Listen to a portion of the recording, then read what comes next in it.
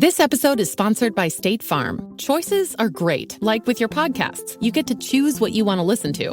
And State Farm believes insurance should work the same way. That's why the State Farm Personal Price Plan helps you get the coverage you want at an affordable price and a policy that helps cover what you value most. Like a good neighbor, State Farm is there. Call or go to statefarm.com today to create your State Farm Personal Price Plan. Prices vary by state. Options selected by customer. Availability and eligibility may vary. Scott for Scots here. A good track can feed the soul. And while this might be music from the heavens, it's not gonna feed your lawn. If your yard needs some life, then you need Scott's Turf Builder. You just put it down once now, then again this summer to thicken your lawn and get it growing strong. Ooh, that's some lush lawn vibes right there. Get a bag of Scott's Turf Builder today. It's guaranteed or your money back. Feed your lawn. Feed it.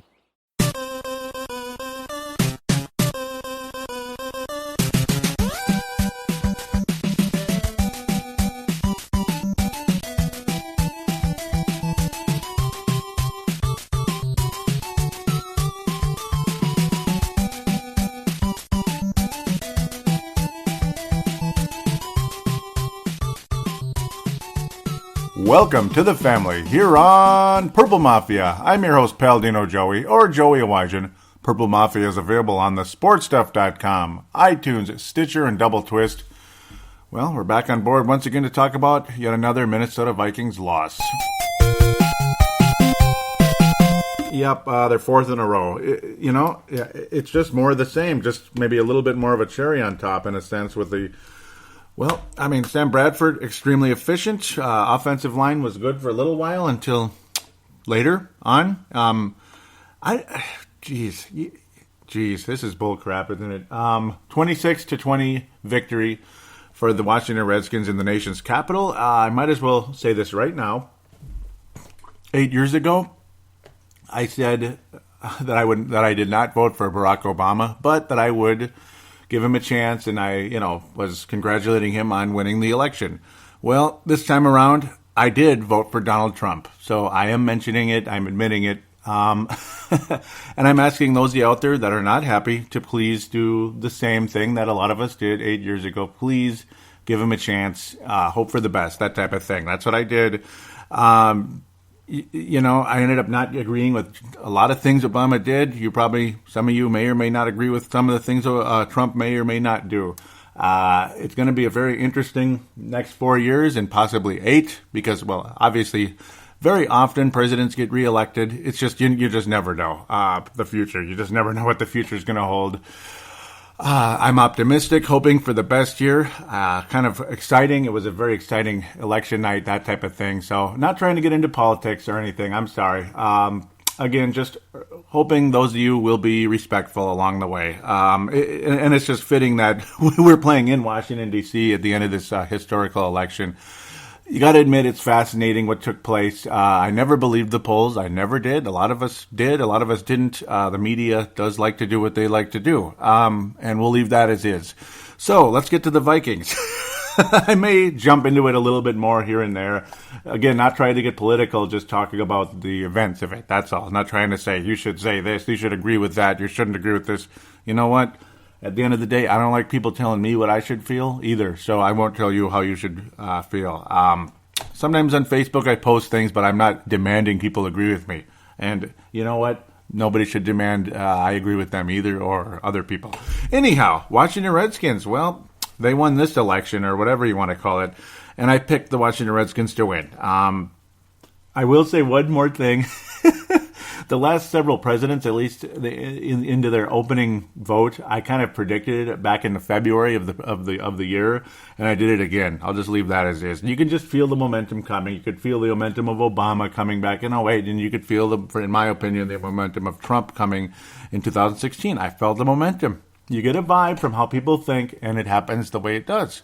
Bada bing, bada boom. The game looked like it was going to be a blowout in the favor of the Washington Redskins. Kirk Cousins did what I thought he would do. He looked pretty good, very sharp pretty much the whole game, and early on as well, completing passes along the way. The Vikings would get fortunate at times, but they'd never forced Kirk Cousins into a turnover. They never sacked him until very late in the game, which would have been which was at a good time. It gave the Vikings a chance to win the game, but of course we didn't get the job done at all. Sam Bradford was only sacked 3 times, but they were always at like killer, crucial times, and it usually is anyway. The offensive line was better for a little while, but at the end of the day, not good when it needed to be, and we'll talk about Jake Long in a little bit. I feel very bad for the guy.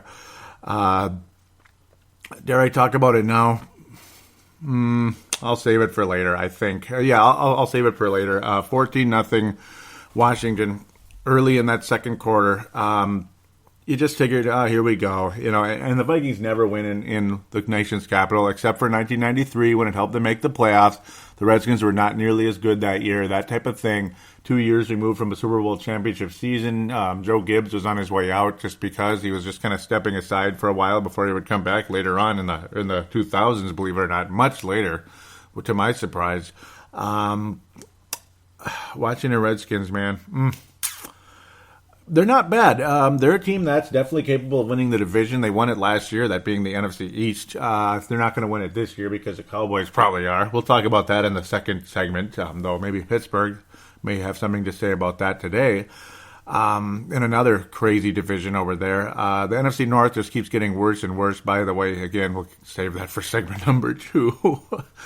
But after going down 14-0, in which felt like before you even got to sit down, maybe settle in hardly, Washington offense looking so solid. Vikings just not making tackles, not getting in front of people as much as you'd like, or they were too far in front, allowing Redskins receivers to make the catch. The run defense, there were so many missed tackles in this game. You saw Chad Greenway constantly falling over because he was getting run over or getting beat after having such a strong week last week. If Chad Greenway could have made a tackle on a couple of those plays, this might have been a different outcome. But it just figures a team that had a weak rush offense, a fairly strong pass defense, yet the Vikings pass fairly well against them in the running game is completely useless like it has been for a while. Bradford extremely sharp in the game, I have to say, and this was particularly after the Redskins took a 14-0 lead. You saw Vikings offense take charge. I mean, just absolutely say, screw this crap.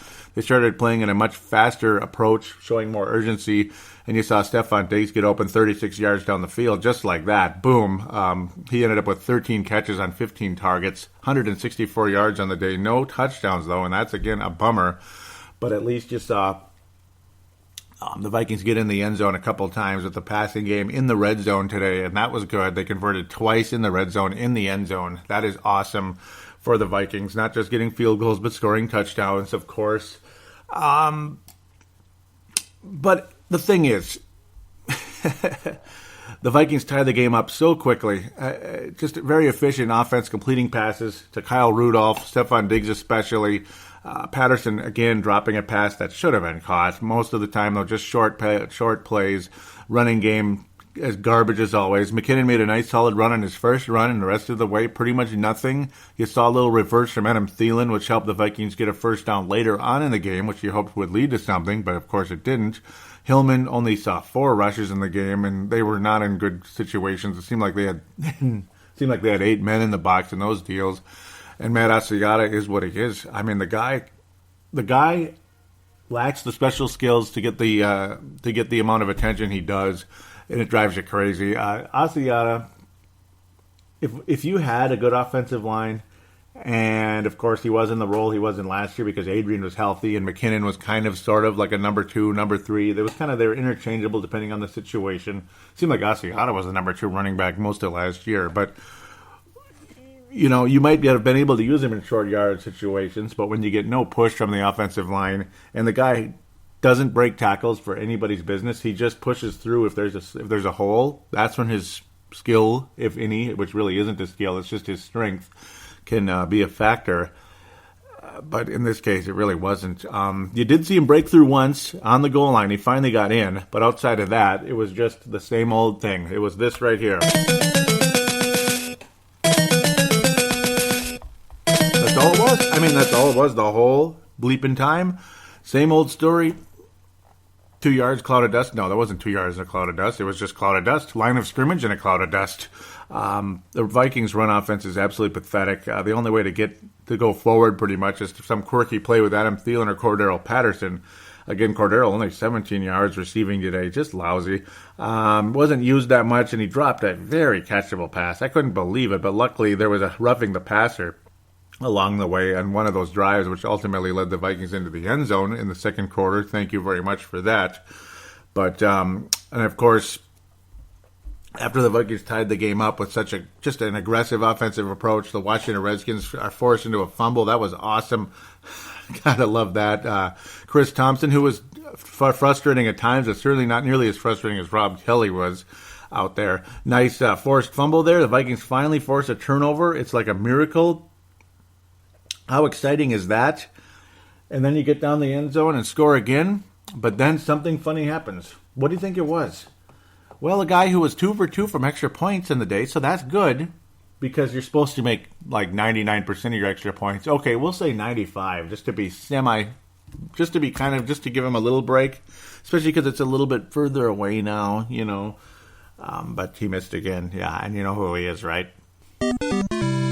Blair Walsh missed again, and you saw the look in his face. You saw the look of concern. Not frustration, but like, oh no, Lord have mercy. It's over for me, isn't it? That's it? Yeah. Blair Walsh more than likely is out, I think. I don't know why anybody would... I mean, and I know we talk about it in the third segment, that the whole deal where once a player's on the roster to start the season, it's a cap hit. But you know what? That doesn't mean you have to keep the guy. It's not like he's making $20 million. He is making a lot for a kicker, but it doesn't mean you can't bring in a guy for a minimum salary to take over. And I think the Vikings will bring in a guy if they have any hope to make the playoffs, because you shouldn't have to cringe and grab your throat when a guy's about to kick an extra point. That's just ridiculous. I don't care if the extra point's a few yards back than what it used to be. That's utterly ridiculous. And I'm not even going to yell and scream anymore about it. I'm not even going to rant anymore. I'm kind of subdued about it now. I'm kind of reserved to the fact that at the end of the day, regardless, even if he is a cap hit, you still got to make the move. But at the same time, and yes, Felix talks about that, and he has every right to feel the way he does. And I understand that's part of the business of the game. Sometimes you really can't cut a guy because of the situation, and maybe there isn't a better replacement out there. There certainly isn't a better replacement in terms of distance because Blair Walsh has a big leg, but the accuracy is going to be a little bit better from the extra points, I got to think, from Kai Forbath, who missed only 3 in like 124 attempts. That's not bad when you consider a guy who's missed 8 in just 2 years, extra points. That's insanity, pure insanity. Doug Bryan get cut immediately after the game from Mike Tice. Mike Tice cut him immediately after the game when he missed 2 extra points against the New York Jets back in 2002. The famous calls from Paul Allen and why am I forgetting the guy's name? Oh my God, everybody knows who he is. And it was just there and it's blanking. Obviously, he owns a restaurant and all that. The former tight end years ago where Paul Allen says, he missed it again. And then the other guy said, get the hell out of here. Doug Bryan missed the field goal again, and the Vikings only lead by 2. Come on. That was so funny. The guy from Philadelphia there. Oh, I got to love him. And he's finally coming back. It's Joe Sensor. Yeah, I mean, I apologize. I'm like losing my mind. It just finally popped back in my head. Joe Sensor. God, I can't believe it. It was blanking on me. But yeah, the Philadelphia accent, you got to like it. But yeah, he missed an extra point again, and the Vikings only led by 6. And you just knew somehow, some way, it would come back and haunt the Vikings. And then the Redskins make 2 field goals in the second half. But you figured, okay, you got all this momentum at the end of the... Yeah, well, I just got ahead of myself. But yeah, that's all it would take, 2 field goals for the Redskins to tie it. And so the Vikings are tied instead of trailing. So it's just like weird. You have to keep thinking about it over and over. And you shouldn't have to keep thinking about it. That's what's so terrible about it. But... the point is, you have all this momentum going in the second half. Here we go, man. We're going to score 31. Maybe we might get 35, maybe 40. Our offense looks fantastic. We're just carving these guys up. The momentum's on our side. Maybe, well, and if push comes to shove, we'll win like 27, 28 to whatever. 29, whatever the score is going to be. If Blair Walsh makes kicks, misses extra points, whatever the hell he does. But the Vikings are going to beat the Redskins now. The momentum's completely on our side. Maybe we'll force an interception or another fumble. Wouldn't that be something? But no, nothing. Absolutely zero. The Vikings score 0 points in the second half. Just telling. I mean, that's the story of the game right there. You can talk about the offensive line, which is absolutely a factor in it. You can talk about the weak defense, which is absolutely a factor. Much more vanilla than it's been. Yes, it's better than it was under Leslie Frazier, but it had a little feeling of it in terms of you just didn't see the physicality of the defense anymore, and you saw 0 pass rush the entire game until very late. Thank you, Danielle Hunter, for getting the 1 sack in the game, and it was great. And he's one of my favorite players on the team. I love Danielle Hunter. Just love him. In fact, he might be my favorite defensive lineman on the entire roster. As great as Linval Joseph is, I think he's a Pro Bowl tackle. Anthony Barr, a little bit more of a factor today because the other guy was out again. His buddy Eric Hendricks out again, this time with it just continues. Concussion issues with Xavier Rhodes. He had to leave the game. You didn't see him anymore. You saw Mackenzie Alexander, who was good at some points, mostly because of inaccurate passes from Cousins, but still some decent defense from him. Trey Waynes was solid in the game. Doesn't let guys past him. That's what we've been noticing about Trey Waynes pretty much for a while here. He's so fast. So that's encouraging. You saw pressure from Tom Johnson for a little while, but you never got Cousins on his back until much later in the game. And it just seemed like when the Washington Redskins had any type of protection, it was a complete pass down the field to Crowder or whoever. It just could, it just left you hanging there, wishing for a better fate in this one. Pierre Garçon, he was defended nicely on occasion by the likes of Trey Waynes and such, and that was good. Vernon Davis caught everything that coming his way, including the touchdown later on. Jordan Reed, Jamison Crowder, I mean, his numbers weren't spectacular, but he always made the catches he needed to. The most frustrating part was, though, the very first drive of the game from the Redskins side, of course, for the Vikings, they got the ball at the beginning. It's 3 and out, and then here come the Redskins, 30th ranked in the red zone, and guess what? End zone right away. They went in immediately, and it just seems so easy, and that's been a difference maker the past few weeks. If the Vikings defense was up to par today, I think they would have won the game. If the Vikings offensive line was up to par today, they would have won the game. If the Vikings running game was up to par today, they would have won the game. So here we are. You're screwed. No offense or no offensive line, no running game, and the defense not what it used to be. It's like top 10 now. Before it was like top 2. Now it's like top 10-ish. You're not seeing the same pressure. You're not seeing the same smothering defense. You're not seeing them choke teams out. You're not seeing what you used to see. And, of course, when you have a guy like Blair Walsh who can't even make extra points on a regular basis, they didn't even have him attempt a field goal because they didn't want to. And plus, at the there were times the situations didn't set him up for it either throughout the game. You're either in the end zone or punting pretty much when it came to the Vikings offense today. Lucky him that he wasn't out there missing field goals, I guess. But, again, the lack of confidence in him, missing that extra point, I think it just set a lot of people in an inner rage. They probably didn't come out and say anything, but I bet on the inside they just felt funny. And it was a pace setter for the rest of the game. It shouldn't be. An extra point should not be, but it just shows how this type of thing with Blair Walsh can get in everybody's head, not just his. And the Redskins came out. They responded nicely to the Vikings, and that's why they won the game. The credit is on their side as well. Dustin Hopkins made everything today. Everything from 50 yards, 40 yards, 30 yards, whatever it was. He just made all of them. Dustin Hopkins, he scored 12 points in the second half. Vikings defense did a good enough job to keep the Redskins out of the end zone. That's good. But Dustin Hopkins was going to make them 30, 37, 50, and 28, respectively, in the second half, and there was nothing we could do about it. Fantasy footballers out there, which I just don't enjoy at all anymore, Dustin Hopkins would have been a wonderful player for you today. Back-to-back weeks, you saw a kicker on the other side that you wish you had. Dustin Hopkins, like I said about Prater last week, would look beautiful in purple today.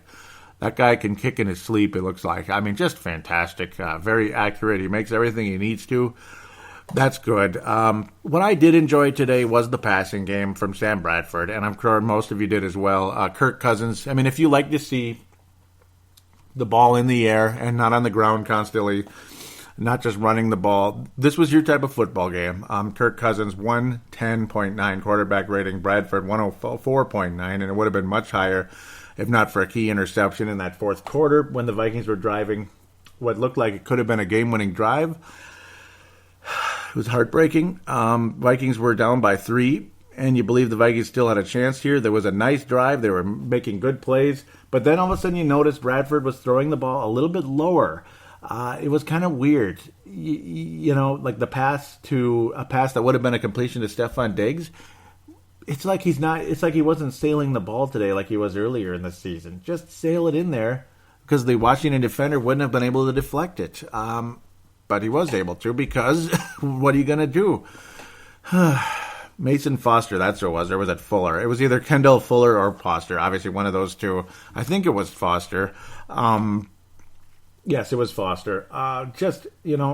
Bradford needs to sail that ball in because Stefan Diggs was past the guy, was past Foster. Foster was close enough, but again, why is Foster able to knock the ball away? You gotta lead the receiver away from the ball, not lead the ball into the defender, and that's pretty much what happened there. And that was disappointing, and it was a harbinger for what was to come in the next play, which was again underthrown and an ill-advised area, too much traffic. Again, too much traffic on the play. And it was tipped and intercepted by Preston Smith. That's who it was, the defensive tackle who was able to return 22 yards. Good for him. Woohoo, I guess. And you thought the game was over, but the Vikings did get a second chance, and that was nice. Another very good drive down the field. It looked extremely promising, but then the red zone again, which is always much harder for everybody because the defense is much tighter. There's much less field to play with. The Redskins were giving the Vikings that old prevent offense, and maybe we could have been the reciprocal of last week. We could have been the Detroit Lions of last week. Wouldn't that have been nice? Matthew Stafford of last week, or whoever the heck else. But it just wasn't meant to be. It just wasn't meant to be, and all of a sudden the offensive line wasn't protecting Sam Bradford like they were before. And next thing you know, you see Jake Long, a guy who's been through 2 ACLs, been through shoulder injuries, back injuries that were season-ending, several season-ending injuries in his career. And you see him writhing in pain on the ground. And my first thought was ACL, and it turns out to be Achilles tendon. Just as bad, pretty much. Massive tendon, obviously, in your heel to ankle, connects your heel to your ankle, and without it, you're pretty much, your foot's just dangling. Feels so bad. And in some cases, your calf muscle does the old, it does the old roller curtain look, and thank God we didn't quite see that. It happened earlier in the year in San Diego in the preseason. The poor guy, Achilles, it did the old roller curtain deal.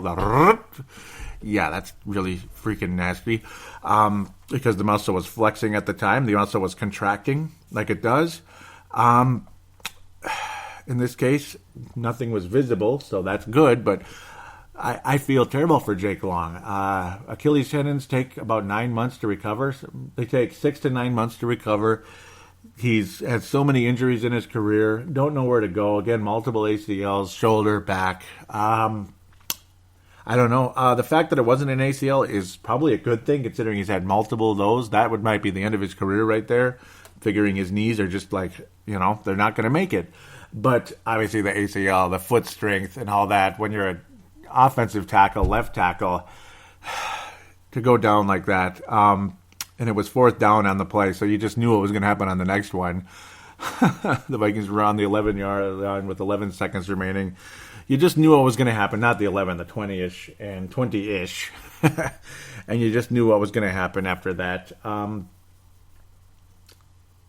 But, I mean, I feel terrible for the guy. I don't know if he's going to come back or not in this league. He probably won't be able to come. He probably won't be brought back from the Vikings, but you consider what the Vikings have been through the whole season. Again, you lose Matt Khalil with the hip injury, the hip issue that he's probably been bothering him for years. Andre Smith, you barely knew him, and he was lousy, out for the season. Phil Oldholt retired because he just figured, screw it. He had an Achilles injury last year. He does not return.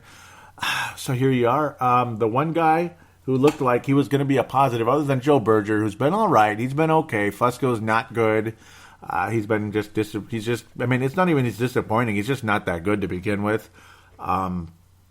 Searles is all right. He's okay. Clemmings is disappointing for where he was drafted and for what you hope he might be, but he wasn't a very high draft pick, but high enough that maybe you hope he'd be something in this league.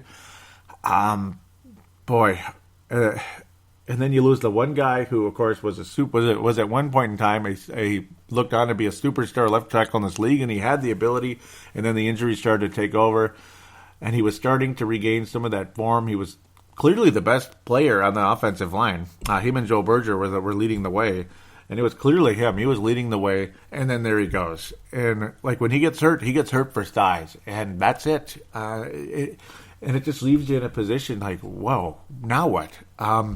They're going as far as to say Alex Boone will be taking snaps at left tackle.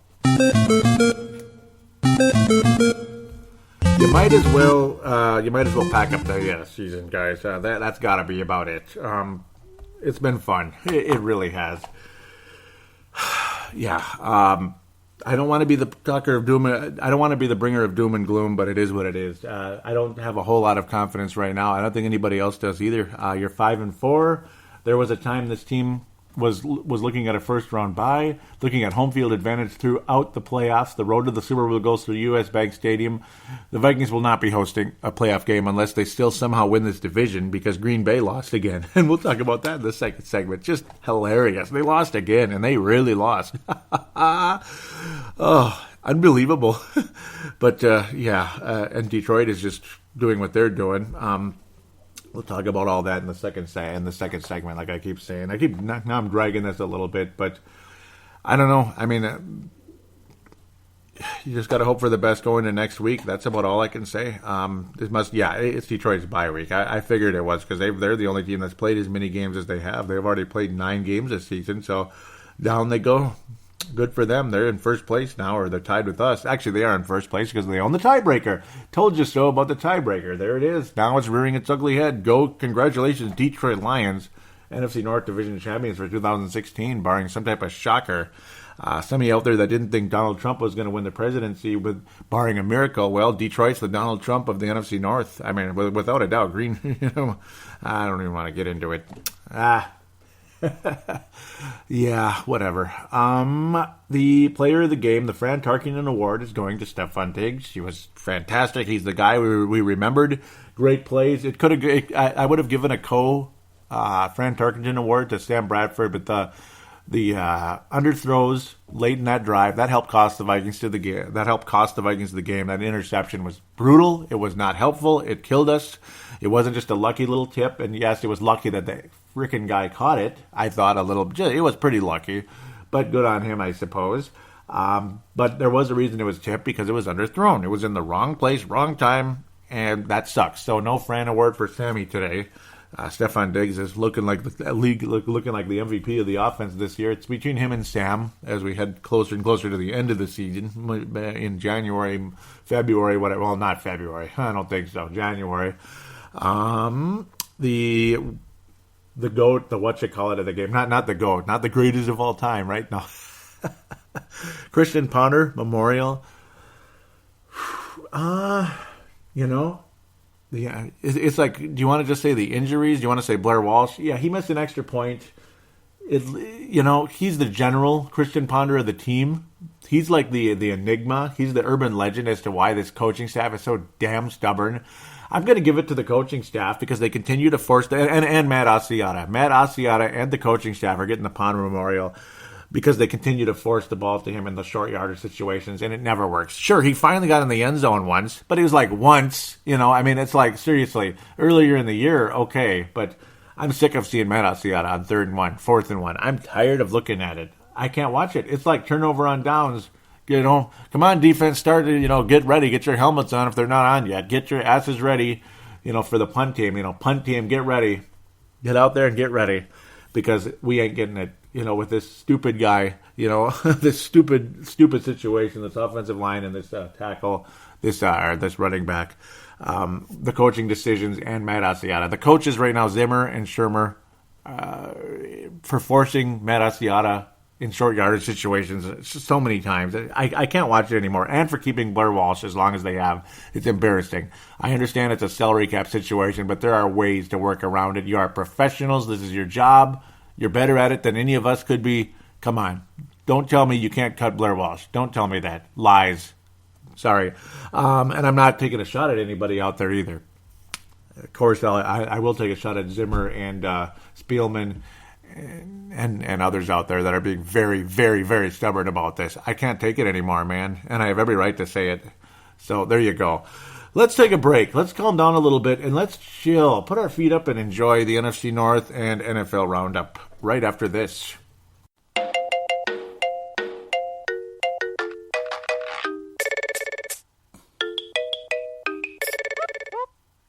And now, another installment of George Stories. This was on a Friday back in like circa 2000, 2001, 2002-ish, back when I used to carpool with my parents to work downtown when I worked at the bank. My dad was backing up out of the garage, which has always been a tight squeeze for all of us. He's backing out. All of a sudden you hear, "Son of my bitch! Look what I did!" It was so funny. You saw the mirror, the driver's side mirror had a nice little bend in it. He hit the side of the garage.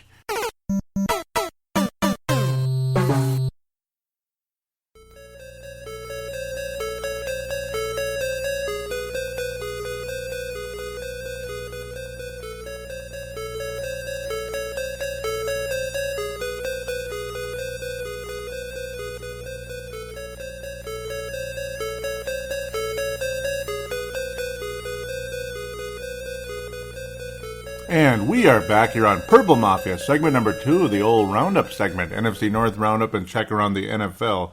So, as you know, how as we go, we kind of start with a little bit of looking around the league and then jump into the NFC North and all that. Yep, Detroit's on the bye. The first place, Detroit Lions. How about that? The first place, Detroit Lions. I already talked about how sad it is going from being number 1, home field advantage. Oh, we still will be at least the number 2 seed in the NFL. In the NFC, we just have to catch up to Dallas, hopefully, at some point. Yeah. And then it's like, okay, I guess we'll host a wild card game. I don't know, man. I don't know what we're going to host or if we're going to host anything at this stage. It's all vanishing quickly before our eyes, and it's kind of depressing. Shall I open up with because Arizona's the next team. I can't talk about that. That's the very last one. Miami beat the San Diego Chargers. I like fish and I like lightning bolts. I like teams with fish or lightning bolts for the names or airplanes. Figure that one out. I don't know. It just is what it is. I guess I just like them. Miami Dolphins getting a win, though. Good for them. 31-24. A much needed win, to be quite fair. Other than that, though, I don't know. Don't know what to say. Would the Vikings even be in the playoffs today? I might as well look at it super quick. No, the Vikings are out. The Detroit Red Wings, the Detroit Lions, they might as well be the Red Wings at this stage. Would have the 4th seed. They're the only team in the NFC North making it. Washington is in, as they now have the tiebreaker over the Vikings. Dallas and Seattle are the 2 teams with the byes. Other than the Green Bay Packers, there's 2 teams in the NFC that I hate more. In the AFC, I don't really hate anybody that much. Miami's in the picture. Wow, I mean, I can't believe it. Detroit would host the New York Giants this week. Giants will play tomorrow against Cincinnati. And right now you got Seattle and New England. So the Vikings aren't winning. I'm definitely cheering for the New England Patriots 100%. Not that I didn't. I mean, I would have cheered for them to win the AFC no matter what. It's just that the Super Bowl, obviously, who's gonna win my heart for that. If it was Vikings and Patriots, it would be kind of painful, but it would be what it is. Atlanta Falcons would be hosting the Washington Redskins despite losing today. We'll talk about that in a second. Nice to see Miami kind of around. They would still not be in the playoffs, so they'd be the last team out. Oakland at 7-2 because their division's so damn tough. I don't know. Kansas City, Denver, all them. Kansas City would have the bye. New England would have the bye. Number 1 in the AFC. Houston, see there it is, would host a playoff game. See now look at Houston. We wish we were the Houston Texans. Remember just a few weeks ago? Remember what I was talking about? Houston's that cute little playoff team that would host a wild card game, maybe a 4th seed, something like that. Yeah. Wouldn't that be nice to be in that position right now? It would be wonderful, wouldn't it? I can't believe Oakland's 7-2 and would have to go on the road to Baltimore. That kind of sucks, but watch. It'll change dramatically. Who knows? Maybe Miami will make it. I would be happy to see the Miami Dolphins make it. What was the other team I was talking about just now? Might as well talk about them really quick. Kansas City beat Carolina today. That's a nice little win. Carolina Panthers continue to drop off the face of the earth. Ha ha. 7-2 Kansas City. Love their uniforms, love their colors, but yeah, well, I don't know. I have no faith in the Kansas City Chiefs. I don't think they're going to go anywhere. Carolina was leading 17-0 at one point, and then things changed dramatically, and Cam Newton got sacked only twice, but still nothing special. Oh, how the mighty have fallen. Vince Gerbato messaging me there on the fly talking about Andrew Wiggins. I might as well mention it right now. Yeah, and I better get to Timberwolves Explosion one of these days, but the lawn cleanups aren't done yet, so in a week or two, I guess, for Timberwolves Explosion. But this will definitely be a highlighter no matter what. Andrew Wiggins just finished scoring 47 points for the Minnesota Timberwolves today in a fairly kind of semi-easy, kind of screwing around, kind of playground basketball at Target Center today. Just like 1,000 three-point attempts from both teams, just kind of goofing off, and the Wolves end up winning by about 20. But 47 points for Andrew Wiggins, my favorite Timberwolf, and, just about favorite basketball player, him and LeBron James. So, anyhow, going all over the place. So, that instead of talking about baseball, I mentioned that. But, yeah, check out Timberwolves Explosion if you like the NBA. Maybe you're new to this show and you'd like to hear a Timberwolves show. There's Timberwolves Explosion out there. It's a week or two old because, again, it's like about 2 weeks old episode, unfortunately. But there's also the Garnett retrospective, the season preview. I'm going to get back to it, and it'll be back on a weekly basis again. It's just the lawn cleanups I have to prioritize with Purple Mafia right now, even though the Vikings are really falling off the map right now, and it just sucks and it's depressing. But again, they have to be priority. Kansas City rolling, blah, blah, blah. Houston, well, they're 6-3, but not the most impressive win of all time, but a win is a win. No matter what, a win's a win. I mean, if they're a good team, a bad team, you got to win the game, and the Vikings did not win the game today. Washington and Detroit own tiebreakers against the Vikings right now. That's not good. We're going to end up playing Arizona and Atlanta coming up. Arizona again next week, that is, and Atlanta coming up very soon, and we get a rematch with Detroit on Thanksgiving Day. So hopefully they don't piss all over our Thanksgiving, pardon my French there, but screw up our Thanksgiving. That would be appreciated if they don't. Houston 24-21 over the 2-7 Jacksonville Jaguars, who looked kind of good earlier in the season. Now, not so much. Blake Bortles is okay, and that's about it. Osweiler a little bit better. Incomplete passes all over the place, but 2 touchdowns for Brock Osweiler, only 52%. Completing in the game, just lousy. But a good enough team. Their defense is better than their offense, and heck, no J.J. Watt. Whatever, they're still winning games, 6-3. Good for them. I'm sure they'll be out in the first round though if they play the Raiders or somebody like that. Houston Texans, whatever. Denver beating the New Orleans Saints. They're definitely a big factor in the playoff picture. Don't be surprised if it's Denver, New England in the AFC title game, but I'm putting my money on New England and Oakland Raiders AFC title game, regardless what the Raiders' rank is. Cleveland picking things up a little bit, but I guess it was against the Browns in the Brown Bowl. The real Browns against the fraudulent Browns. The expansion team that took over in '99 versus the real Browns, the Baltimore Ravens. You know how good the Baltimore Ravens franchise has been pretty much since at least 2000, but even before that. Not long after they moved from Cleveland. I feel bad for Cleveland. They lost the World Series by a very narrow margin. It's very similar to the Kansas City Royals 2 years before that. Luckily for the Royals, they came back and won next year. Maybe the Cleveland Indians will do the same thing and end their very long drought. We'll see what happens, but the Browns aren't going to end any drought. No. Insanely, though, their drought isn't as old as the Indians, and that's crazy, considering how the Cleveland Indians have made it to the World Series 3 times in the last 20 years. They made it in 95, 97, and then 2016. Go figure. What am I talking about? I don't know. Just that city of Cleveland's been through a lot, and that new franchise just sucks. Baltimore has been awesome. Not awesome. Baltimore's getting better. They're leading their division again, and they're probably going to win it. Pittsburgh could not get the job done today against the Dallas Cowboys. They were winning the game. They were playing way better, way better. This was probably this is easily at least their second best game of the season. They're a weird team, just like the Vikings. They're only 4-5. As good as they were earlier in the year, in fact, they were 3-0 at one point. 4-5. They're weird. Cowboys just exploding. They're 8-1. Them and the New England Patriots are looking to have a date in the Super Bowl. I don't know. I hate Dallas. God, and I hate the Seahawks even more. Yeah, I'd cheer for Dallas if it was Dallas and Seattle because I cannot stand Richard Sherman, and most of you know that already. That game's on in the background right now against the New England Patriots. Who knows? Maybe there will be a rematch in the Super Bowl from a couple of years back, and I think the Patriots would win it again. In fact, I'm downright convinced they will. But just like that game, it's going to come down to the frickin' wire, and New England's going to be just a little bit better, and they doggone better be. I mean, there's a couple teams I just would throw up if they won the Super Bowl this season or any other year. That'd be Seattle. I don't want to see Dallas win another one. I saw them win 3 Super Bowls in the 90s, and I didn't enjoy 1 minute of it. 35-30, though. Big Ben playing like Big Ben again. He struggled for a while, but way, way better game. This is the Big Ben that we've seen the last 5 years or so. 400 yards, 80%, 3 touchdowns, no interceptions, quarterback rating 125.4. And then the rookie phenom, the guy that nobody'd heard of until not too long ago, Dak Prescott, 2 touchdowns in the game. Just so 320 yards. Just a rookie phenom that just nobody saw coming. Tony Romo, exactly. And we're going to have to play them later this year, too. I mean, we're sitting here 5-4. We're not taking care of Philadelphia, Washington. Sure, they're road games, and they're the pesky little ones that you might lose. You don't beat Chicago. You don't beat Detroit at home.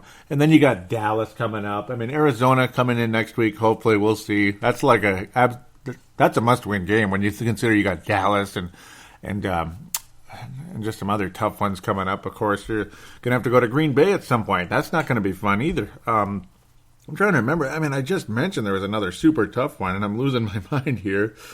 You got Arizona. You got Detroit, Thanksgiving, up Dallas, Jacksonville. That's not too bad. Indianapolis. Okay, so that is it. That is it. Yeah, Chicago, Green Bay. You better beat Chicago at home. You better hopefully beat Green Bay on the road.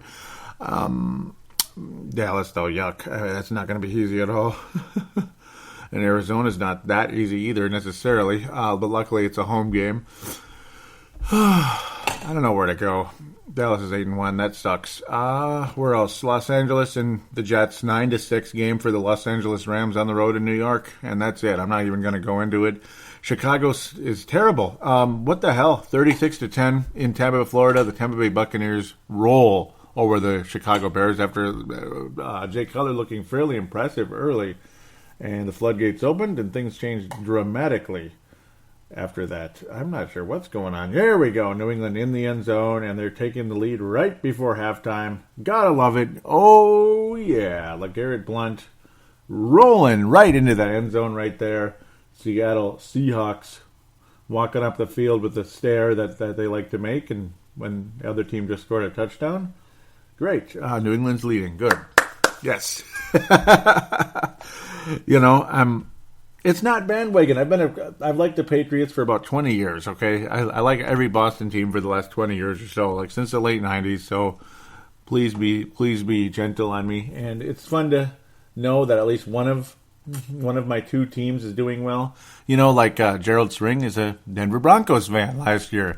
Is a Denver Broncos fan. Not last year, but I found that out last year, and he got a championship. It doesn't feel as good as if the Vikings would win, but it's still awesome, especially if you beat a team you don't like Seattle or Carolina. I mean, me and Gerald the last 2 years had a pretty good time in the Super Bowl the last 2 years, and I was very much rooting for Denver. Screw Cam Newton and his whiny ass. Chicago Bears are garbage again, and Jay Cutler playing the way you wish the way he wished he played against the Vikings, and hopefully he'll play that way in U.S. Bank Stadium in the season finale. 55.1 quarterback rating, fumble loss, 2 interceptions, 3 turnovers on Jay Cutler, 53%, yuck. Jameis Winston, another phenom out there. This one in Tampa Bay, of course. Just they roll all over the Bears. The Bears just suck, and that was it. And how did we lose to this team? It's just like the 49ers game, But I don't know. I mean, for the Vikings to finish 11-5, they're going to have to be pretty damn awesome the rest of the way. In fact, they're going to have to go 6-1 for that to happen. Yeah, it's great. That's just great, isn't it? Chicago Bears.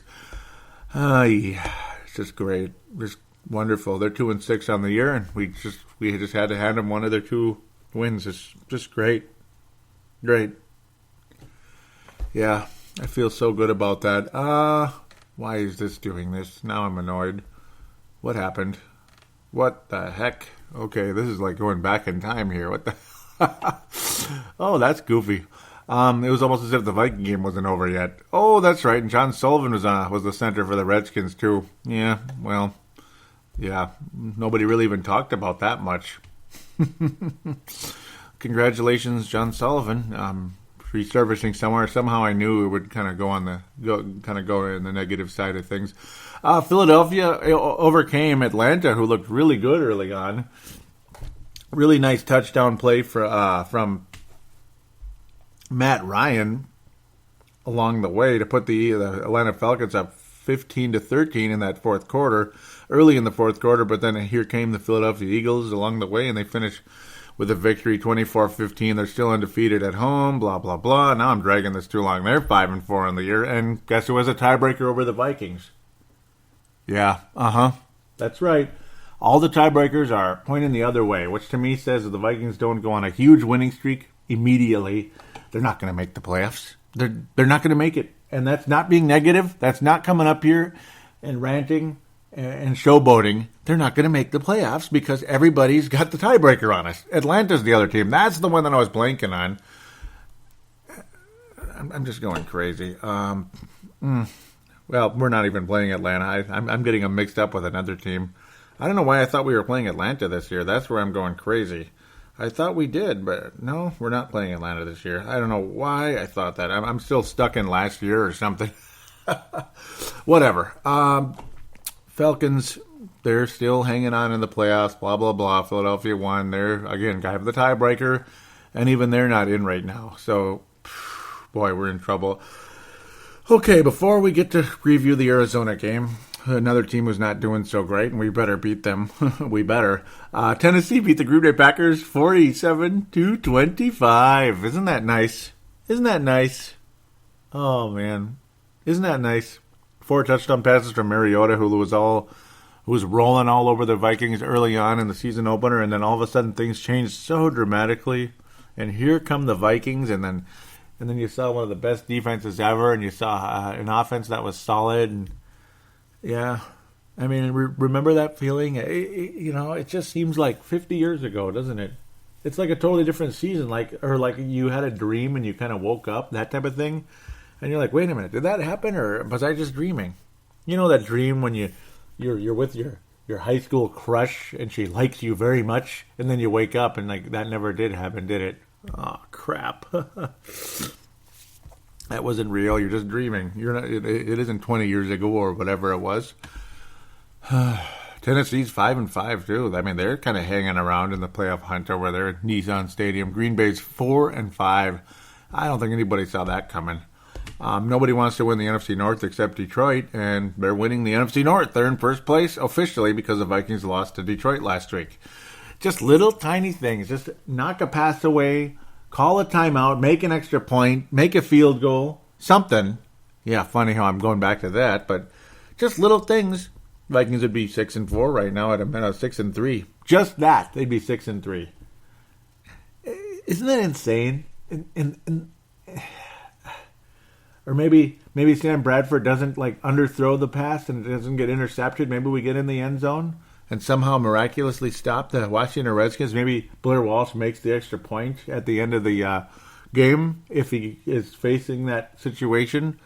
The Vikings would be 7-2. I mean, isn't that weird? I mean, just one little thing, they'd be 6-3 right now with Detroit. We'd still be in first place. We'd feel frustrated, but 6-3, yeah, either Detroit or Washington, one little thing. But now here we are, 5-4. It just shows how quickly a season can change. So quickly. Or how different things can be the next season for the Arizona Cardinals. I gotta get moving here. I'm dragging this, and I apologize. They beat the Niners 23-20 today in Arizona. Again, just shows how far they've fallen. Because who the hell are the San Francisco 49ers? They're nobody. That's who they are. Absolutely nothing.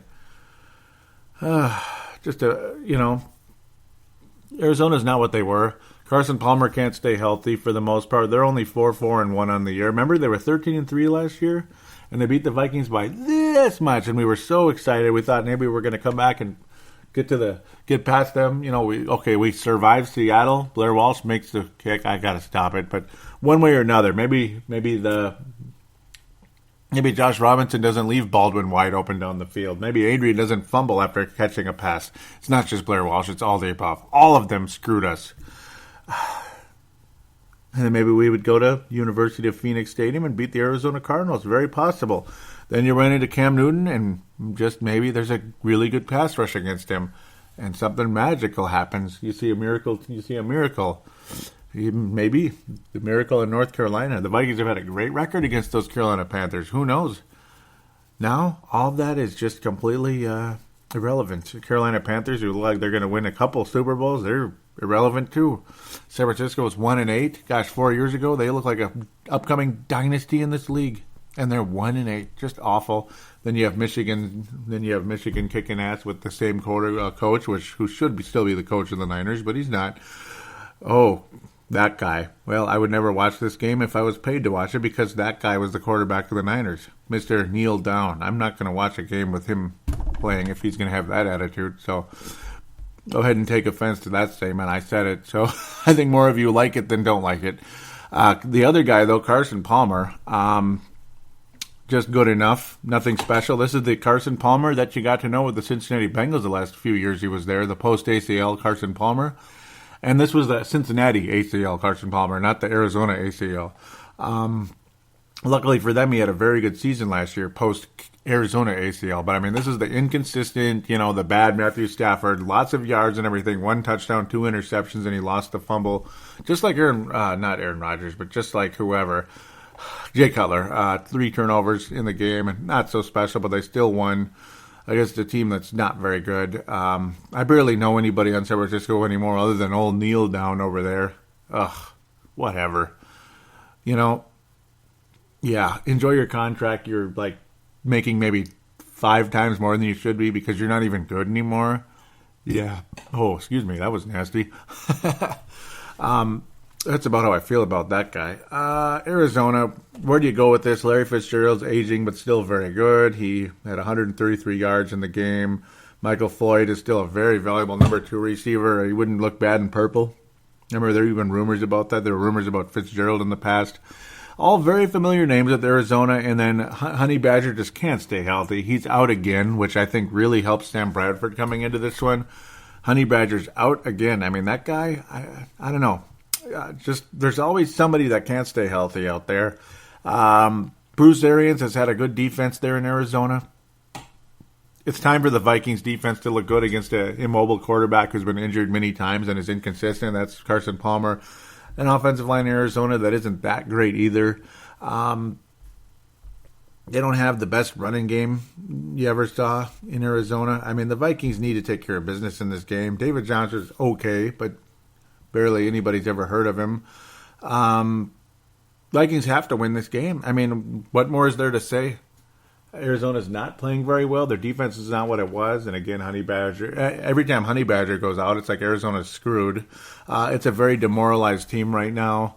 Bruce Arians has gone from a guy who was like a Coach of the Year candidate to people thinking he's not as good as they thought. I don't know. And that might be what's going on with Mike Zimmer right now, too, a little bit here in town. I mean, just a few weeks ago, Mike Zimmer was looked on as the second best coach in the NFL.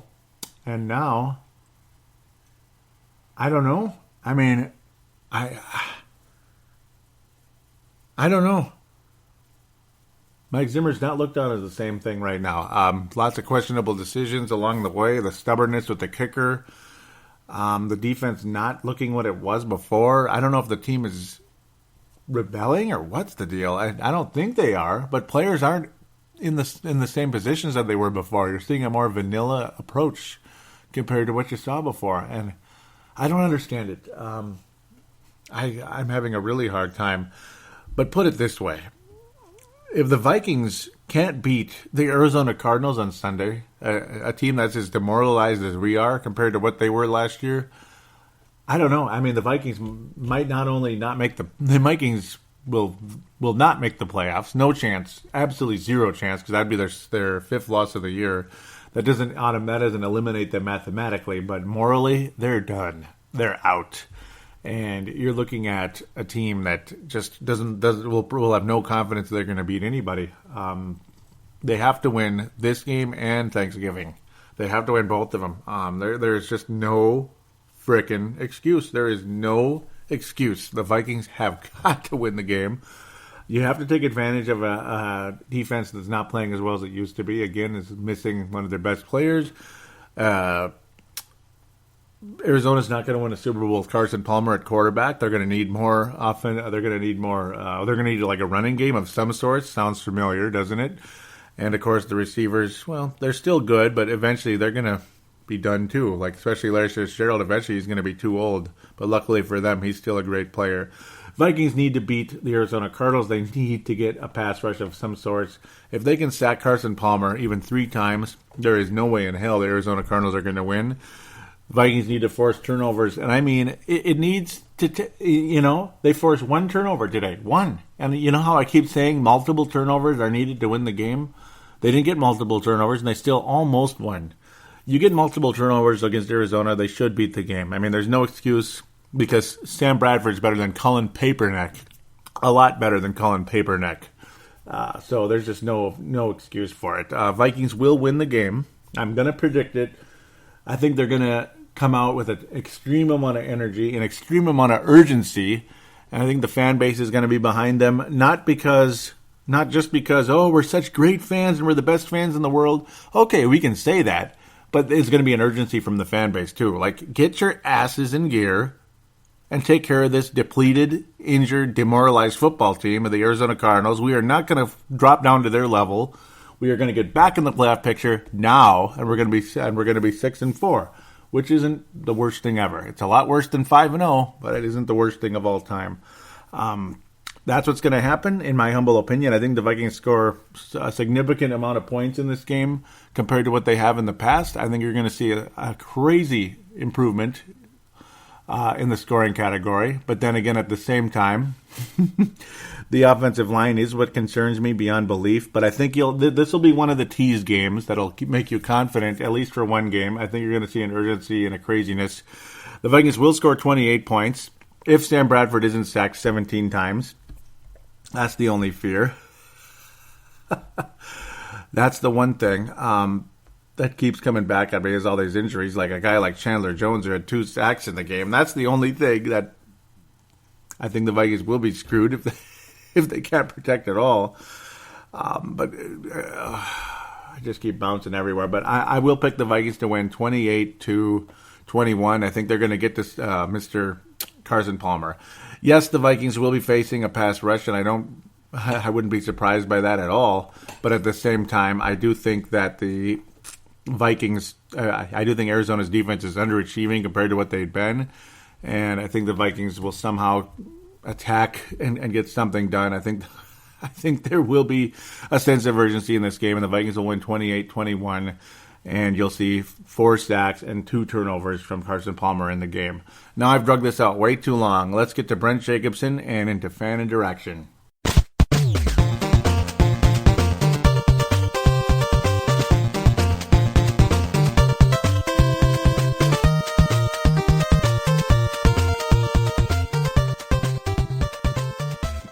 Yeah, messages for Purple Mafia. Joey. Brent here. So, here's my thoughts after the game. Bradford looks pretty good. Diggs looks out. Most of the offense looks decent. But for the love of God, can we find a running game soon? Jeez, old Pete. Sounds like Jake Long has a torn Achilles. Done for the season. Career's probably over, too. What a bad football weekend for me. First, the Rosemont Irish lose a heartbreaker to Champlin. First round of state quarterfinals. Then, Gophers lose a heartbreaker at the end, and then the Vikings lose a heartbreaker at the end. Sheesh. Anyways, perhaps what we need to do is invest a bucket load of picks on offensive line like the Dallas Cowpies did. And look at how it's panned out for them now. Anyways, next week's going to be tough against Arizona. We'll see what happens. Anyways, Skol Vikes. See you later, Joey. Bye. And thank you, as always, Brent. That was a very good call, and you are definitely a star candidate. Lots of good points made there. And I agree that Jake Long's career is probably over, and that's a shame. I feel really bad for him, as I mentioned in segment number 1. Of course, you didn't hear it yet until you hadn't heard it yet. That is when the call was made, but I mean, that's normal. That's how it goes. Just yeah. It's a bummer. And yeah, what a nasty weekend. I mean, luckily the Wolves and Wild, though, right after the Viking game, both winning tonight, and that's good. The Wild winning on the road, finally winning a overtime game. That look out for Brave the Wild hockey fans out there, maybe new to this show, Brave the Wild. And I want to apologize for the last segment. I think it was too long, last segment. And, I mean, I thought I made a lot of good points, so I'm not going to, chop it all up. Yeah, so I wasn't going to chop it all up or anything. It's just too long, and I apologize. So hopefully it's okay. I'll try to calm down, make it a little shorter next time. Wonderful call, though, Brent. Hopefully the Vikings can take care of business against Arizona. And, of course, yes, the best point of all is the offensive line. Draft offensive linemen, please. Rick Spielman, your job's on the line with this offensive line. We shouldn't have to scour the waiver market. And I know Jake Long wanted to play again, and he deserved to play again, but geez, I feel really bad for how that turned out. Big shame. Kind of reminds me of Josh Howard a couple of years ago when the Wolves got him off the waiver wire. He was finally healthy again, ready to play, and man, he was kind of good, blocking shots real quick. Quick little small forward, really nice defense, this and that, and then he tore his ACL. It's just, I felt so bad for the guy. Never heard him again. Never heard his name again. He was a nice little draft pick for the Dallas Cowboys years before. Let's start with the Twitter account at Purple Mafia Show, at Purple Mafia Show. So where are we? Kind of ongoing, lots of rants on and off from Mad Martin. Understandable. He's saying, here we go again. Listening to pay. Yep. Oh, yep. It's not synced. Yep. Oh, man. You're saying, so I'm reading bleep, bleep, bleep on Twitter and no idea why. Because Yep. He was 3 minutes behind. Should I take 5 and 11 now? I mean, who knows? That could end up that way. And I was talking about the touchdown being 30th ranked. And then from the cheap seats was able to retweet me. That's another Viking podcast out there in case Kevin McMahon is listening. I'm not sure. I know he's listened in the past. Kind of an old schooler. Me and him are both old school, kind of on the message boards and Twitter account, and of course, I think he listened to the show. I don't know if he still does, but just in case, so shout out to him, Kevin McMahon from Wisconsin. Mad Martin was glad to see the Packers were losing. 1st and 20 and we run. What? And the run blocking sucks. Yeah, the run blocking has just been killing us the whole time. Mad Martin was wondering what happened at the bye. The team kidnapped by aliens from Wisconsin. I'm beginning to wonder that too. He was saying that aliens are also onto them and replace the players except Walsh. Yep, that's the only one. Here we go. I like this one. He was saying, I was saying when Adrian comes back, cut Asiata. I would much rather keep Hillman. Walsh should be cut tomorrow. Yes, I would like to see Walsh and Asiata either off the team or deactivated in Asiata's case. I want to keep running Hillman. And, yeah, we'll talk about the whole salary cap thing in a minute when we get to Felix DePel on the Facebook page. But this is the Twitter account. It's like there's so many. That's why I don't want to read everything. It might make you crazy.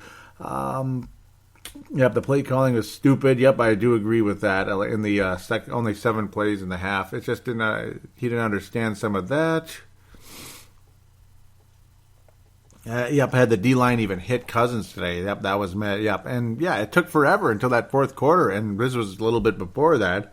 He couldn't believe it, and then he saw the fumble, and he liked that when that happens. Yep, that was awesome.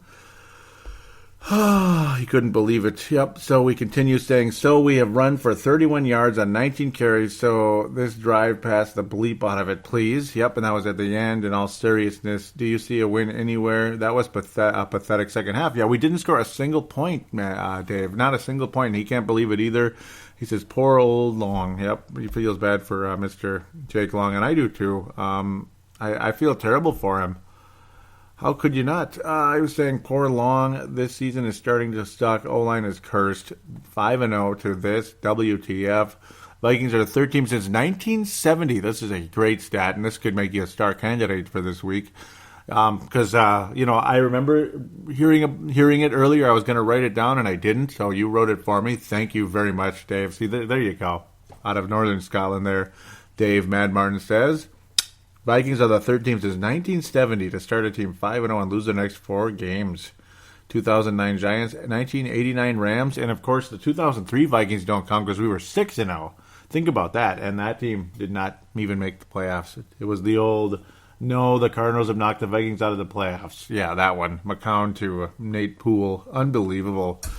That is a terrible stat. That's 120 teams, by the way, since then. 120. That's a lot. 1970 is a long time ago. A long time ago. I mean, Fran Tarkenton was young. He's 75 years old, folks. Francis Fran Tarkenton was that's a long time ago. Mad Martin staying, and what's worse, I bought into the hype this season. Really felt we had a chance to go all the way. Oh no, and oh no, a first rounder. Yeah, yep, no first rounder either. No first rounder. Is 500 even realistic? I'm beginning to wonder. Unbelievable. And I was saying to the Vikings and the fan base, take note, Asiata in short yardage doesn't work, and it doesn't. And I was saying, way to piss on our momentum, Blair Witch, and that was all retweeted from Malcolm McSween out of California. Hope all's going well for you, Malcolm. So before I get to the Facebook page, there is a call-in line. It is 209-736-7877, 209-736-7877. It is a voicemail. Do treat it as such. Mention you're calling it a Purple Mafia, or you could say Joey like Brent did, but he said both, actually, which is great. And statement, shout-out, comment, question, whatever, a minute, 2 minutes, it's all welcome, as long as you stay on topic for the most part. Don't try to turn it into a cheap comedy show. That would be appreciated, but then again, you can be funny, just don't turn the whole damn thing into being funny. That would be good. So, we continue from the last show. Sometimes there's comments in there, sometimes there isn't. This time there isn't. But thanks anyway, that's always appreciated. I was saying, why do I still have no alert? Yep, on the Facebook page. So the Facebook page, by the way, is facebook.com/Purple Mafia Show. And I didn't even finish what I was going to say about the call-in line. I gave you the 209-736 thing. 7877. That's all in the show description. Also, there's the call now button on the Facebook page, like I mentioned, and the Facebook page is in the show description. And you can also do the audio submission route where you could record it on your smart device, free recording app, whatever it is, and then email it to paladinolive@yahoo.com. Again, every bite of the information in the show description. And why was I not getting any alerts about what's his name not being on the team anymore, that being Blair Walsh? Justin Meir Henry out of Colorado says, I agree. They can pay me $120K a year, and I'll be their kicker. Yep. Leland Albertson out of Iowa says, it's a secret. Justin Shatava says, Blair Walsh or no Blair Walsh, Bradford is still about 45 seconds to get a pass off. Yep. Yep. Yeah, sometimes he's too slow. Sometimes he isn't. It's weird because Philadelphia last year, he was quick. So I don't know what happened. It's the wrong mix. You got to get Teddy back. Even though, I don't know. I think you do. I think Teddy Bridgewater will be a better fit for this team if he's healthy enough. I was talking about the kickers. Mark Carlson saying it's about time. Or I posted a link, that is, from the Viking Age. And what was this one? Zimmer testing kickers. Have you been watching? Have you been watching? When people asked. Leland says, I understand this needs to be done. Not just because of what happened at the end of the season last year, exactly, but his stats are dismal at best this season. It should have been done in the off season, not mid.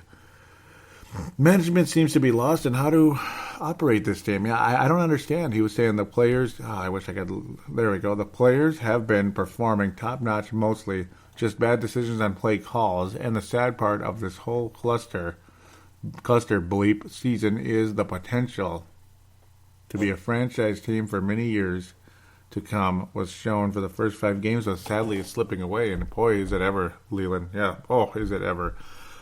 Things get very interesting when I was talking about the kickers and saying Walsh needs to go, Kai Forbath and all that. Tanae Brown out of New Zealand says didn't get to watch the game, but it sounds like he cost us again. If he's not gone this week, something's wrong. Every move we've made this season has been Super Bowl or bust. Keeping Walsh sends a different message to the team. He was saying Super Bowl or bust may be an exaggeration, but they've definitely made it clear they want us to be up near the top this year, and injuries aren't an excuse Zimmer will use. And then Paul Jones makes things very interesting. I don't know if I ticked people off because it seemed like nobody wanted to join this conversation. It seemed like everybody kind of ran away. I don't know what happened. But Paul Jones, he kind of pissed me off a little bit. He's no longer on the page, not because I got rid of him, but he got rid of himself. I guess he's just not good. I guess I'm just not good enough for him, that type of thing. You know, like Paul Allen's so much better than Purple Mafia. Yeah, that's one of the problems in this town right now, is everybody thinks Paul Allen is so great, and yeah, whatever. Paul Jones says, you are all bandwagon fans. The Minnesota Vikings are the 21st in the league for scoring. That has nothing to do with Blair Walsh. It has to do with their offense being offensively ineffective on the field. And if you think these 2 kickers they brought in are going to beat Blair Walsh for a job, these 2 kickers have a worse kicking percentage than Blair Walsh, and one of them has 35% accuracy at 50-plus yards. Well, for one, 50-plus yards is not necessarily the most, how many 50-yard field goals are you going to kick? And maybe that's not the one you choose. Being able to make simple kicks, I think, would be great. When you have zero confidence in a guy to make a kick whatsoever, I don't know, man. I don't know. I can understand if the guy is not too good with 50-plus yards, but not many people are spectacular beyond 50 yards. You're not going to get somebody who's spectacular beyond 50 yards. You can get a guy who might be a little bit more reliable on short yardage stuff, shorter kicks at least until the end of the season. You don't have to sign the guy for 5 years, $100 million. Okay, Paul Jones. Okay, can we continue? I was asking him if he was kidding, and I said 7 missed extra points in 2 years isn't enough for you, and let's make it 8 now, Paul Jones. Give me a break. And he says, really? Are you not supposed to know that the Vikings are 21st in the league in scoring, but you're sitting here trying to tell me that their offensive ineffectiveness is somehow Blair Walsh's fault. It's Blair Walsh's fault. Yeah, it sucks that he missed the field goal here, and that's not the only thing. It did, but why is nobody blaming the Vikings for leaving 23 seconds on the clock? We blamed them quite a bit, my friend, if you listen to the show, which obviously he doesn't. He's only here posting on the page, so I'm basically talking to myself, but I might as well let you guys know what kind of nonsense that a lot of us put up with. Some of you that don't live in Minnesota, there's a lot of nonsense sometimes. There really is. And it just gets worse. Say 20 seconds on the clock, down on the 30-yard line with 2 timeouts, and the Lions had none. Explain to me, smart guy, really, dude, whose fault is that? Not Blair Walsh's. Aren't you not supposed to know that the 2 guys that they brought in have worse field goal percentage than Blair Walsh? And you don't believe me, check out the Vikings web page. Listen to Paul Allen. He'll tell you the same thing that I am. And I sure as hell am going to believe what Paul Allen says over what you think any day. Then Paul Jones, my response is basically, then why are you on my page then? I mean, if I'm so bad, why are you on the page? Do you really think I don't know what? Do you really think I'm clueless? And, of course, Paul Allen is the kind of guy, he's going to go to bat for the Vikings, specifically players that he likes. Whatever. I asked him not to talk down to me. You don't even know who you're talking to. He doesn't know who he's talking to. He's never listened to the show. Do you really think I come on here just spouting off bull crap? Do you really think that? I was saying I'm quite aware that the offense has struggled constantly. I've watched the games just like you and everyone else, and I was telling him Paul Allen is a joke, by the way. I think he's a complete tool, and he is. I'm sick and tired of the fourth down turnover on downs as well. At the same time, if you can't even count on a guy to make an extra point on a regular basis, I think you have a serious problem. And if you don't like what I say, leave the page. And Paul Jones quickly left the page rather than wanting to have a conversation. He just wanted to talk down to me because it must have made him feel a little bit better. That's all. That's the only impression I get. Whatever. Nobody clicked like on anything. I don't know if because people were scared away or they never saw this conversation or whatever. Not impressed with anything Paul Jones said there. I mean, he's just one of those classic people that calls you bandwagon. I don't know why he's calling me bandwagon, though. For saying a kicker's not real, the kicker's letting us down time and again. I mean, 8 missed extra points? That's insane. That's unbelievable. You can't miss extra points. I mean, you just tie a game up, it should be 10-10, and the guy can't make it. And he missed one again today. I don't understand why this guy is so offended. You were up by 7 and said you're up by 6 because a guy missed another one today. You're serious? I mean, right now, I want a guy who can make short stuff, at least 40 and in, and then make some extra points. You know? To me, that's more important than worrying about if a guy is 50% from 50 yards away. I don't know. I don't think Paul Jones is... I don't know, man. I don't think he's thinking straight, to be quite honest. I wish more people joined in that conversation. I mean, seriously. But whatever. If you don't, you don't. This next one got a little bit tiny annoying, too. Justin Shatava, kind of silly. I ended up deleting the comments because it's like, this is about Veterans Day, not about making just silly, pointless jokes about maybe you don't understand the way I wrote it. It's not that complicated, dude. Seriously. And he just turns it into like I was saying that George Washington's still alive. Really? I don't know. I'm not going to ban anybody for that, but it's kind of silly. I ended up deleting the comment because I think you're pissing on Veterans Day just a little bit there, dude. Please, come on. So, let's get to what I was saying. Today we thank our armed services. This was on Veterans Day. I was saying those that are still living. See, now, if you don't understand what I'm saying here, it drives me nuts. I was saying from those, I don't know why, I mean, maybe I missed a word here, but from those that are still living to all the way back to General George Washington. That's not saying General George Washington is still living. It's saying to all the way back to George Washington. Not that complicated. Today we remember all the great men that have saved this country and kept us free from evil, from dictatorship and genocide.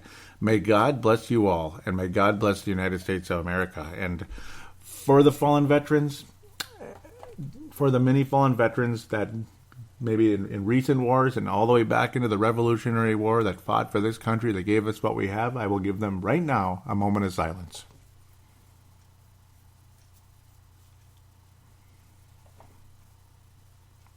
God bless. God bless indeed.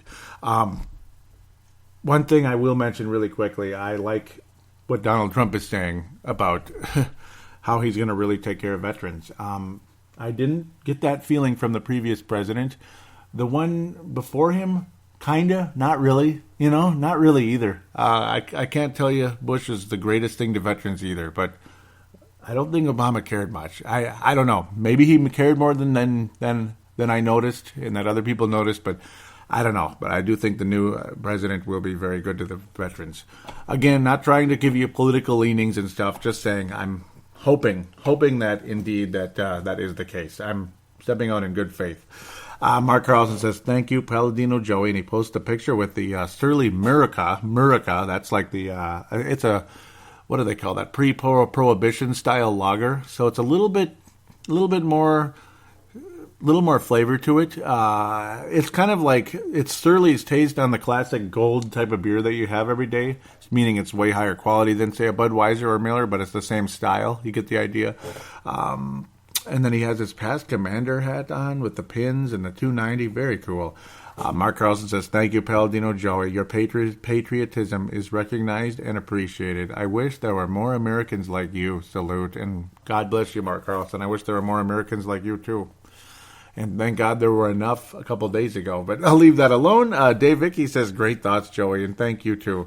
And I know not everybody likes the guy that won the presidency. I don't know. I'm very hopeful, okay? Hopeful. Vikings versus Redskins. So I'll just dig into that for like 3 seconds. I don't want to drag the show too much longer. Brett McCarthy was saying, are we unhealthy on defense? And it seemed like it. And that was after the interception, blah, blah, blah. Does Turner need to come back? That was funny. Here we go. This is good.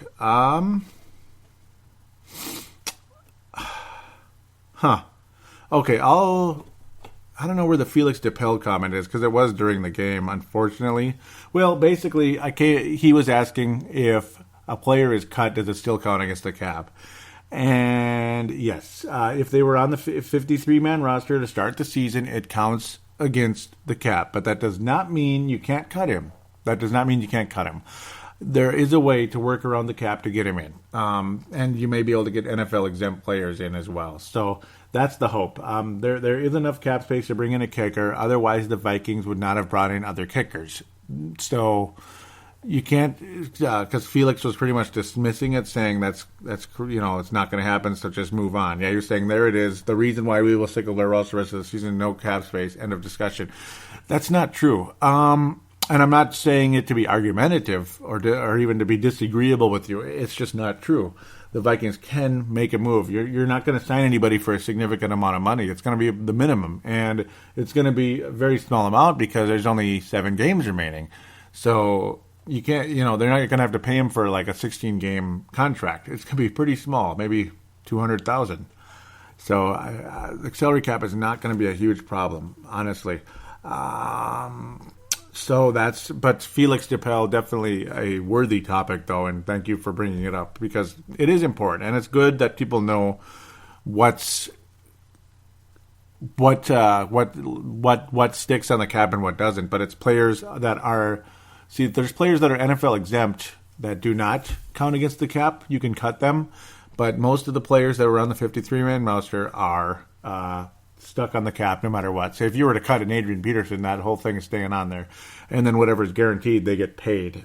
So there you go.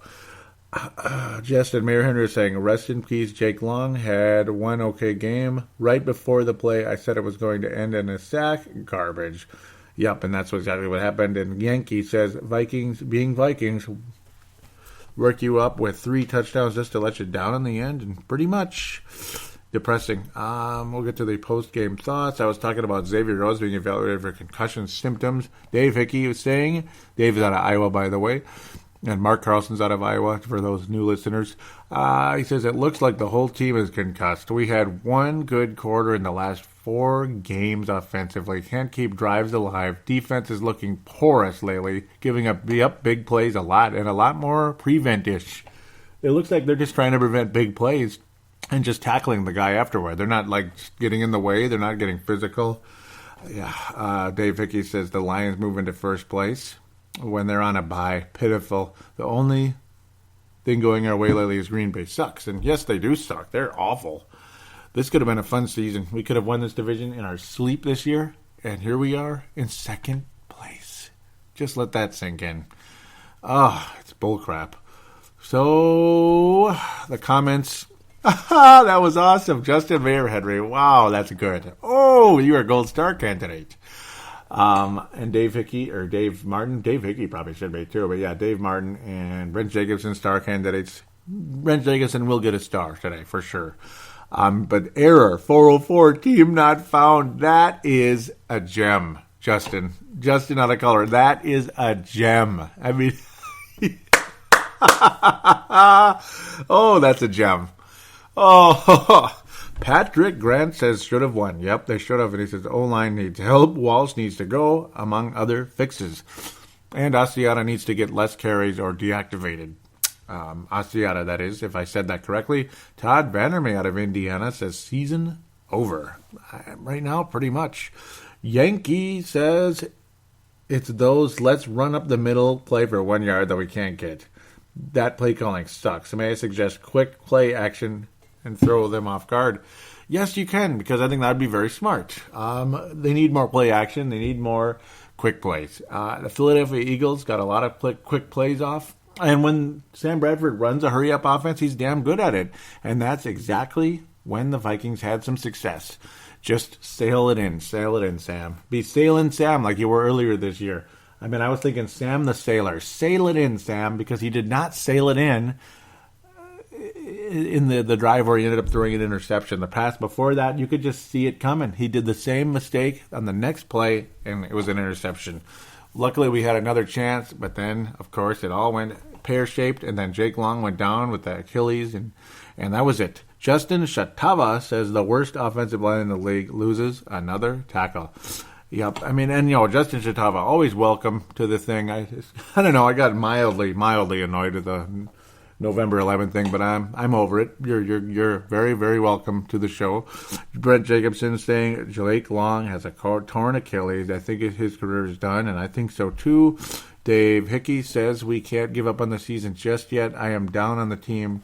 Though we've had one good quarter of football offensively in the last 4 games. I can't believe how the season has played out so far with all the injuries. We just lost Jake Long for the season. He was just starting to look better, too. The streaks of 5 wins in a row and now 4 losses in a row. It just sucks. I think we can turn it around if the play calling is a little better with a quicker pace. Sam needs to figure out how to move around in the pocket better because he sucks at it. Yep. And get rid of the freaking ball instead of taking all the sacks. Yeah, why, early on, he was throwing the ball away more often instead of just taking sacks now. I have faith in this coaching staff, and my patience has really been tested this year. Skol. And, Dave Hickey's definitely a star here today. Brent Jacobson says the way Sam Bradford played, I see room for optimism. Yeah, the last couple of weeks he's been damn accurate, but the offensive line needs help. And of course it does. On the bright side, Tennessee destroyed Green Bay today. Leland and Mark Carlson will wrap things up in Iowa. Leland says, I saw this loss coming, as did Joey, and probably most of us. Several possessions you could see greatness shining through, but injuries and mistakes still kicked us in the balls. I'm hoping to see a new kicker next week against the Cards. Time to turn this season around. Skol. Mark says the team has gone from tumble to free fall. Lucky for us, the Packers are falling too. Hope their chute don't open anytime too soon or ever. Yep, as in they just fall and hit the ground. They don't, no parachute. I gotta love Mark Carlson. Ali with more posts, and we really appreciate that. We were hoping for that win against the Lions, that it didn't happen. Ali actually didn't post this week. Hopefully he keeps posting again. You're more than welcome to do that. It keeps the page alive. You're very welcome to post on your pro football spot. Ali Siddiqui, always a very welcome member of the Purple Mafia. Hopefully you didn't get mad at me because of posting about Donald Trump or talking about him. Please don't feel unwelcome on this show or anything because of my political this or that. I mean, please don't take it too seriously. That's all I ask from people out there. Please don't. And many of you haven't. The numbers have mysteriously gone down a bit, but I do think it's because of the play of the team. I think the fan base is ticked off, so it just kind of is what it is. The fan base is more ticked off at the team, and there is some bandwagon out there, or just people. It's the old apathy thing, too, and I understand that. Let's pass out the stars before I forget and wrap up the show here in just a couple minutes. Gold star for this week. Gold star for this week is Brent Jacobson. Brent Jacobson's going to get the gold star. Very good call, very good takes along the way. A guy who's really close to gold star, too. I was going to, it's either him or Brent. Brent Jacobson's going to get the gold today. It's nice to hear from him again. It's been a while. He'd been kind of inactive lately, and I missed him. And he posted a lot of good stuff today, and the call was fantastic. I mean, he puts effort into these calls, and it shows. And I appreciate it. I appreciate that he does that. So he deserves the gold star. Out of Lakeville, Brent Jacobson, who's been listening to the show for 5-6 years. I mean, a lot of you know who he is. And for those new people, just letting you know that. Dave Hickey, fantastic today. A gold-plated silver star. I mean, he just awesome. Awesome takes along the way today. Strong. Always strong when he posts. Always has a lot of good things to say out of Iowa there. Mark Carlson and Justin Mayer Henry and Dave Martin are going to get... Okay. I'm going crazy. I I'm going to give boy, I'm going crazy. Dave Martin is going to share is going to have like a silver star as well.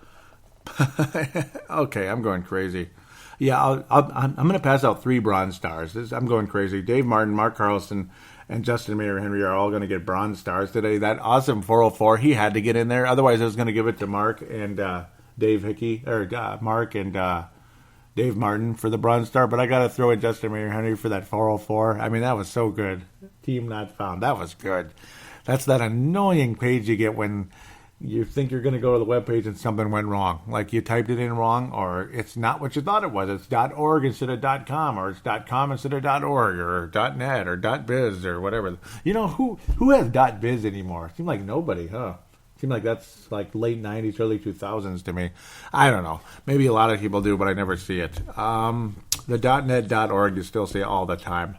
Again, though, I don't want to scare people away because of my political views. I don't like the stereotype that's getting passed out by a lot of people. I think it needs to stop. It's not fair. I don't like stereotyping anybody. You can't say 60 million people are this or that on either side of the coin. Not everybody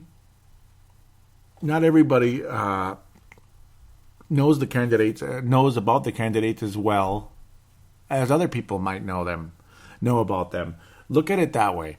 Or not everybody sees them that way, this and that. Not everybody does. Maybe, you can't, because you can come back either way with both candidates. So, seriously, 60 million people don't support Hillary Clinton because, 60 million people don't support Hillary Clinton because they like people that are fraudulent, hiding emails, stuff like that. I don't believe that every single person that voted for supports that, at the same time, or this or that, like whatever other things that came up about Hillary over the years. Or in Trump's case, I don't think everybody's this and that. I mean, I can't believe people would compare David Duke with Donald Trump. I mean, really? Just like, anybody could say they endorse somebody. That doesn't mean that person is similar to them. Like, if David Duke endorsed Purple Mafia, do you really think we're KKK members? No. I would say, I don't support your group, David Duke, but thanks anyway. That's what I would say. And that would be the end of it. I disavow you. There, I said it. I disavow David Duke supporting Purple Mafia. Okay? I disavowed him openly. See, it's stuff like that. It's so silly. And maybe I shouldn't get into this. Maybe I'm annoying people. But I don't know. I actually thought I should have started a political show years ago, but maybe I'd be screaming and yelling a little bit more because I'm trying to be a little friendly on this one. But stuff like that, it's so over the top. And you can't, and all these celebrities on Twitter, you know how much their life is going to change? It's one thing the middle class's life is going to change one way or another. Higher taxes, lower taxes, military getting treated better or more benefits or less benefits, this and that. But you got guys like Ricky Rubio, $55 million contract complaining. Come on. You got guys like Kaepernick, $100+ million contracts complaining about this. Really? Your life's not getting any worse. You're gonna go to bed, be a multimillionaire. You're gonna wake up tomorrow, be a multimillionaire. Okay? Really? Do you really just want to come out in front of the camera and grandstand about this and that just to look good? Is that all it is about you guys? Because I think it is. So whatever. That's annoying. Have a point. If you're going to make a point, have one. That's all I got to say. Enough for the grandstanding. And that comes with both sides. It really does. But it seems to be worse sometimes with the pro athletes. They're really bad. And some of the movie stars, too. They drive me nuts. So I'll leave that alone. I don't want to scare people away. I had to say something. I had to. And it's at the end of the show. So you were always welcome to turn it off or encourage other people to turn it off if you don't want to hear it. So apologize. I guess that's my wrap up for this one. The weather's just been absolutely exquisite. We got a lot done. I mean, just crazy amount of work done the last couple of days outside. So lawn cleanup's almost done. We're down into the single digits remaining. 4 more nice dry days, and then it gets interesting. Friday, Saturday, we'll see. It's a question mark, basically. Maybe rain, maybe snow on Saturday. I don't know, but probably not. And if there is snow, it's probably just flurries, so whatever. But hopefully by the next show, next time for Purple Mafia with a victory over Arizona, we'll be done with the cleanups. And I probably won't get into talking about politics as much. Everybody has their take. You got Irate Gamer, very popular guy from Cleveland, Ohio, who, yes, voted for Trump. The state did, and so did he. And I bet a lot of his people that post on there, seems to be in the social world, are going the other direction. So I don't know. If he can do it, I can do it. So we'll just leave it as is. And I'm not going over the top. I'm not going on a rant maybe like he did. So, because I really shouldn't, actually. I think he's more likely to get away with it than I am. So we'll leave things as is. God bless all of you. God bless Hillary Clinton, too. I'd like to see her retire, relax, enjoy the rest of her days. They're very wealthy, so they don't need to worry about much now. Just relax, enjoy yourself. This and that. Get closer to your faith, that and such. And Trump, hopefully, just pray for him. Pray for him. If you voted for him or not, pray for him. That he will make the right decisions for this country. That's all I can say. I'll wrap it up with that. Thank you all very, very much for your loyalty, for your listenership of the show. Those of you that are willing to post a review on iTunes, please do. Otherwise, tell your friends about it. And thanks again. We will talk to you next week, hopefully after a win over Arizona.